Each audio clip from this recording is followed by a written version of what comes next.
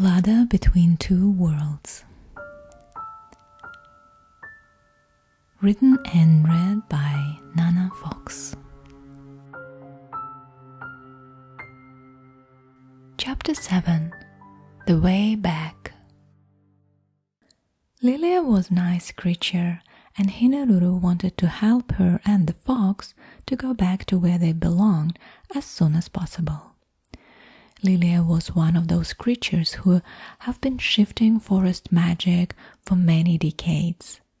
Now, forest magic is vanishing, but Lilia was not to blame. Humans began to play with forest magic, and creatures like Lilia were only pawn in this unequal game.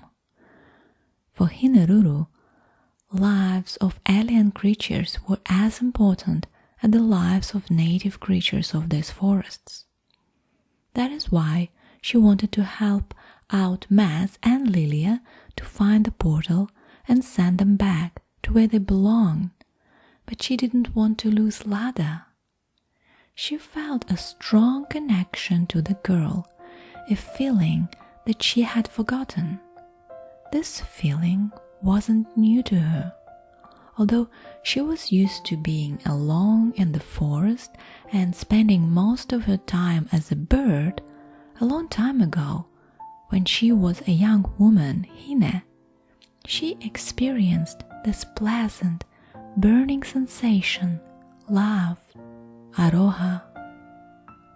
And now, with the girl, these feelings came to the surface and brought back a tragic memory.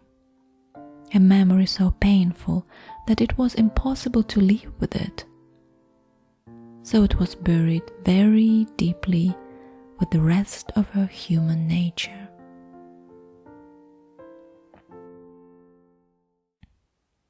LADA, Maz, and Lilia were following Hine. All four of them were walking in silence for a while, lost in their thoughts. LADA was very pleased to meet Lilia and was very excited to take her and Maz home. She was imagining how she would find a jar of tushonka for them, and while they ate, she would take a clove of garlic, rub it against a fresh-cut bread crust, like her babushka taught her, and then rub in a piece of sallow. Saliva watered her mouth. It was the best meal ever. Maz hadn't eaten for a while, so his thoughts were also about food. He was looking around, searching for an opportunity to fill his stomach.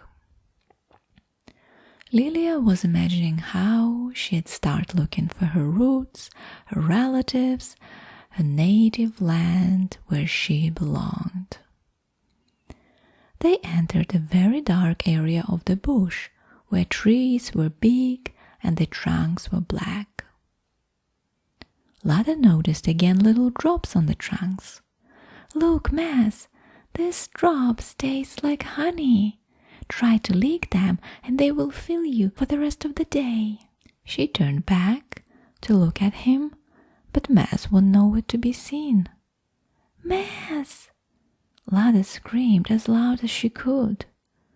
Hine quickly took off and flew back the way they traveled and saw Maz lying on the path.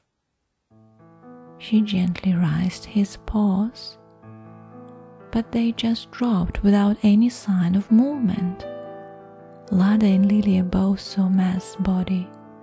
LADA knelt and hugged the fox, but he didn't move. "What is happening to him?" With the tears in her eyes, LADA asked. "Oh no, most likely he ate poison," explained Lilia, still catching her breath. "He doesn't know how to survive in these forests. Humans put poison everywhere in the forest, and if you don't know how it looks or smells, you quite easily can be tricked into eating it." "Poisons may be deadly here," said Hine with a lump in her throat. She knew that most poisons here in the forest were deadly. She looked at the immobile body on the path. Maz's chest was moving up and down very fast and shallow. There was only one chance of saving him. We have to take him to the beach as quick as we can. His life depends on it. Hineruru's voice was very firm, not gentle and flowing like before. Lada grabbed Maz in her arms and followed Hineruru. Lilia was hopping at the back. Very quickly, Lada's hands became tired and she couldn't carry him anymore. But she didn't stop. He was her friend and he needed her right now. But Hineruru was very fast. Lada and Lilia couldn't keep up. They were too slow.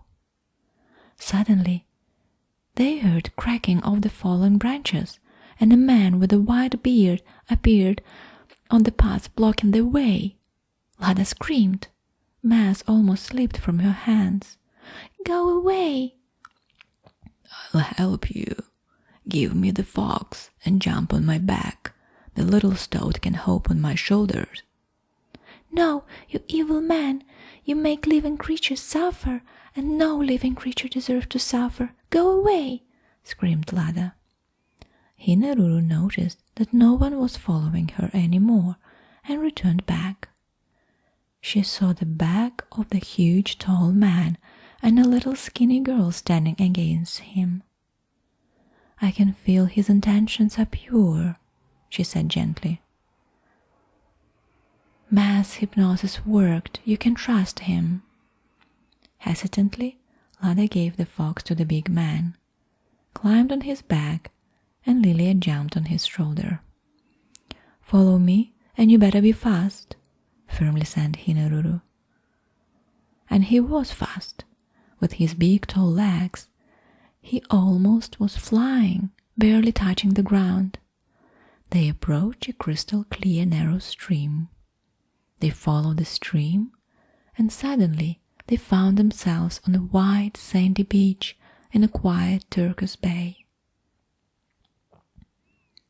Slanted down on the sand, there was a massive tree with red flowers.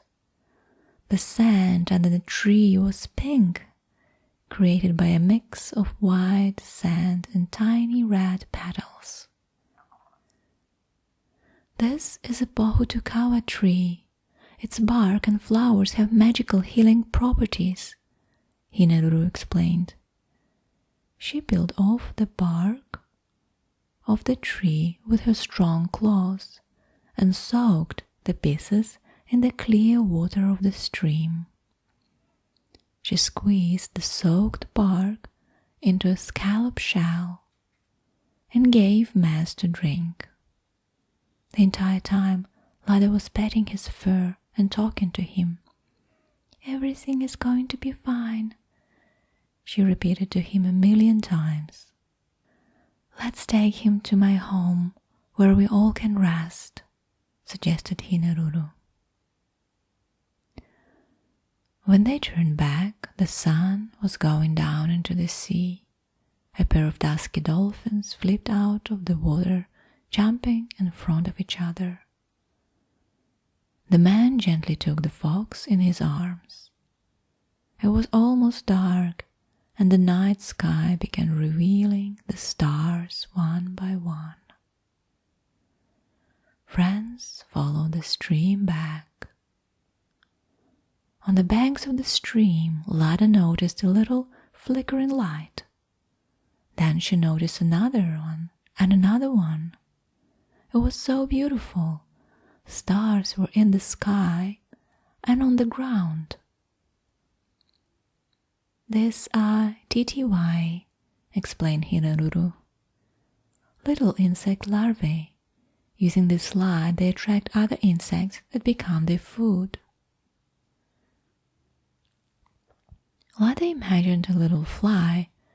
They became confused by the stunning, flickering light and became tangled in the sticky web that titiwai carefully creates and decorates. To survive as a forest creature, you have to be beautiful and cruel. She wondered if this is the forest magic that Hineruru protects.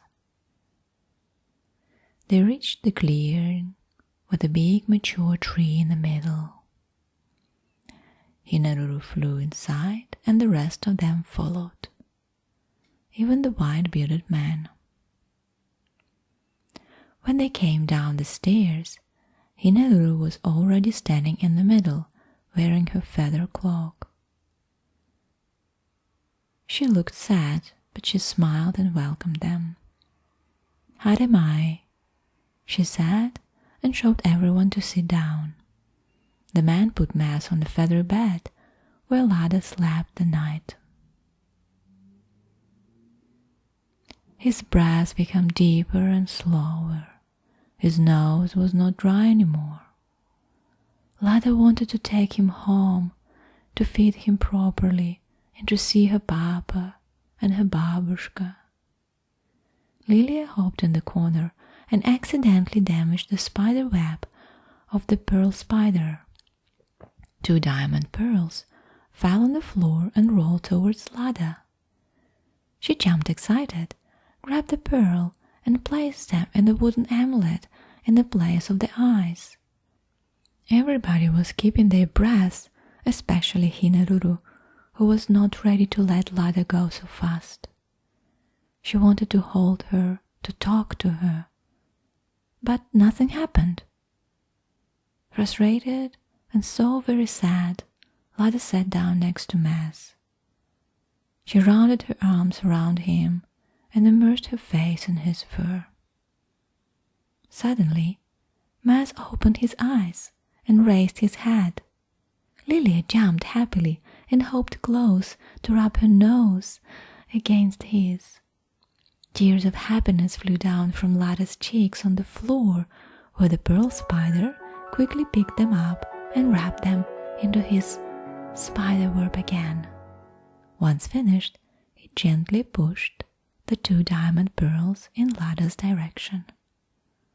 The amulet and the pearls began radiating blue light. LADA quickly picked up 2 diamond pearls and put them inside the amulet.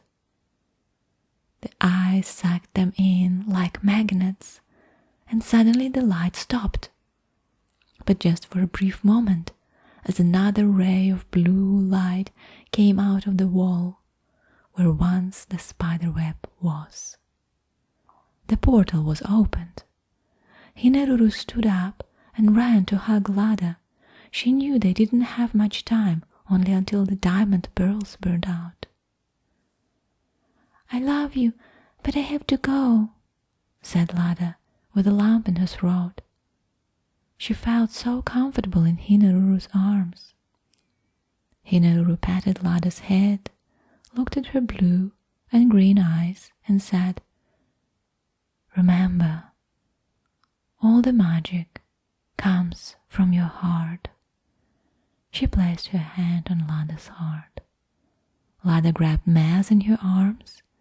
She gave Hineruru her final look and said, "Thank you for everything." And then she turned to the white-bearded man and thanked him too. She stepped into the portal with Mass in her arms. Lilia followed with a pearl spider attached to the tip of her tail, leaving Hineruru and the white-bearded man behind.